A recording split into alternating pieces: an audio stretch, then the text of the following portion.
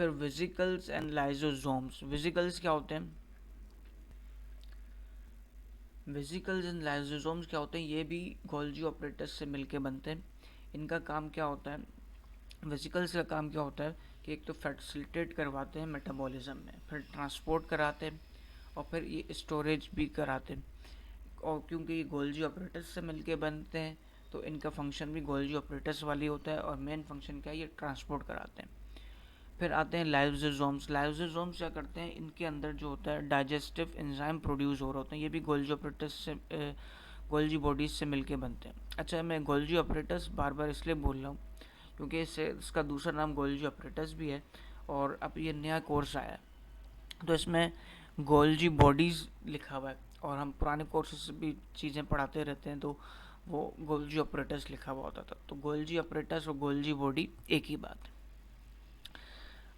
इसके अंदर digestive enzymes होते हैं जो सेल को डाइजेस्ट करने का काम करते हैं, फूड को डाइजेस्ट करने का काम करते हैं, और ख़ास तौर पे डेड सेल को, जो सेल मर जाते हैं उनको ये डाइजेस्ट करके बॉडी से बाहर निकाल देते हैं। फिर ये आते हैं वैक्यूल्स।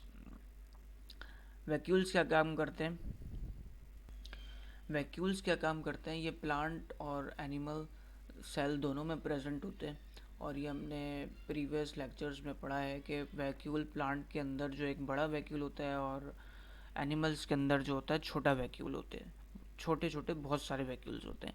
इनका मेन फंक्शन क्या होता है कि ये स्टोरेज भी करते हैं, स्टोरेज कर रहे होते हैं डिफरेंट मटेरियल्स की जो सेल के अंदर बन रहे होते हैं, जिसमें water, mineral, salt, sugar, amino acids भी होते हैं, और फिर बहुत सारे इम्पोर्टेंट फंक्शन भी परफॉर्म कर रहे होते हैं, जैसे हाइड्रोलिसिस भी कर रहे होते हैं, एक्सक्रीशन भी करवा रहे होते हैं, सेलुलर वेस्ट को भी स्टोर कर रहे होते हैं, स्टोर ऑफ वाटर भी कर रहे होते हैं, ऑर्गेनिक और इनऑर्गेनिक सब्सटेंस को भी स्टोर कर रहे होते हैं। यानी कि बहुत सारे काम ये परफॉर्म कर रहे होते हैं। वैक्यूल्स लाइक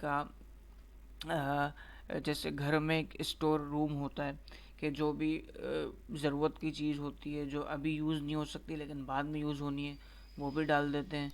जो हमारी यूज़ नहीं होनी वो भी डाल देते हैं।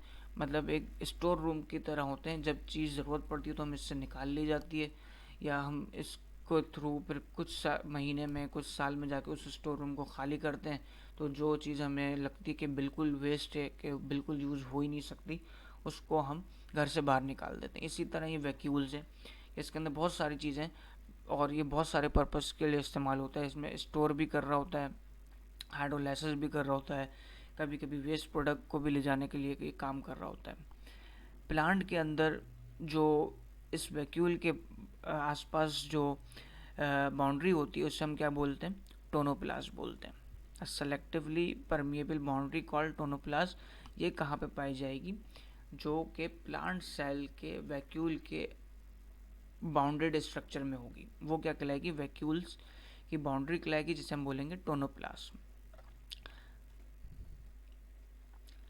फिर हमारे पास जो आता है टॉपिक, वो आता है सेंट्रियोल। सेंट्रियोल जो है वो स्पेशली जो है अल्लाह ताला ने इनको एनिमल सेल में बनाया है।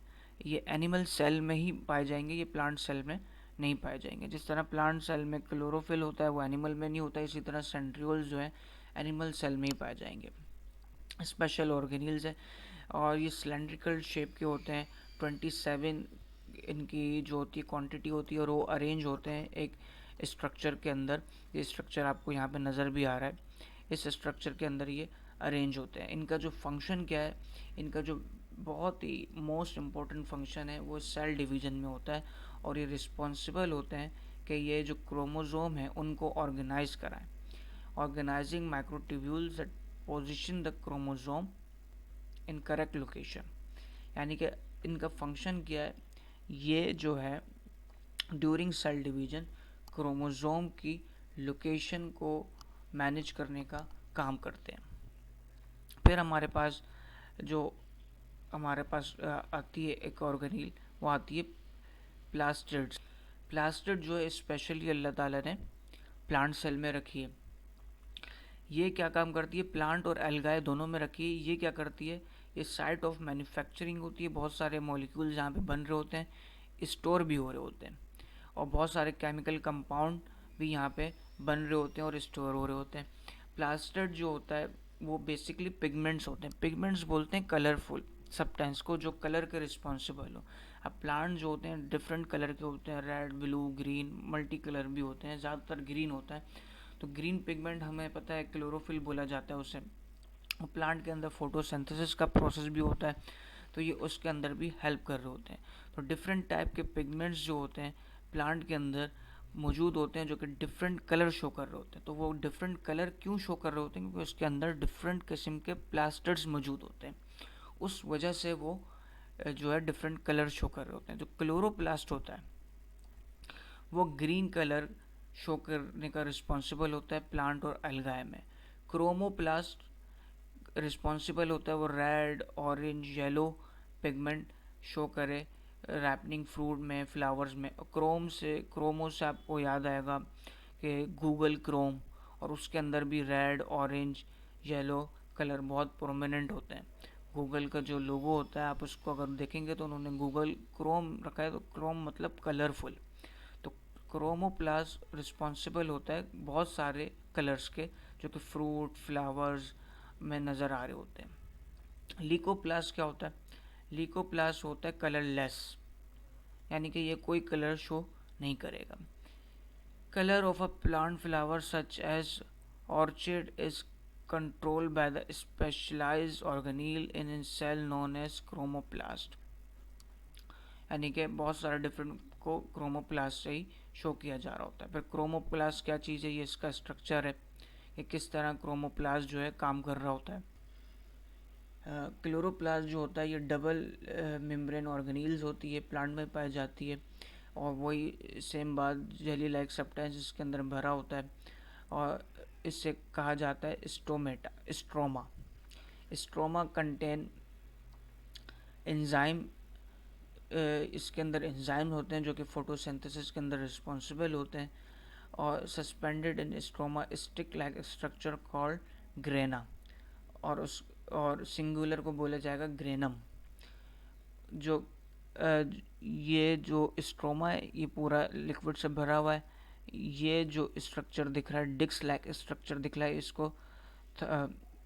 इसको थाइलोक्वाइड बोला गया है। थाइलोक्वाइड जो है, डिस्क जो है वो रिस्पॉन्सिबल है क्लोरोफिल बनाने में या क्लोरोफिल की मैकेनिज्म में।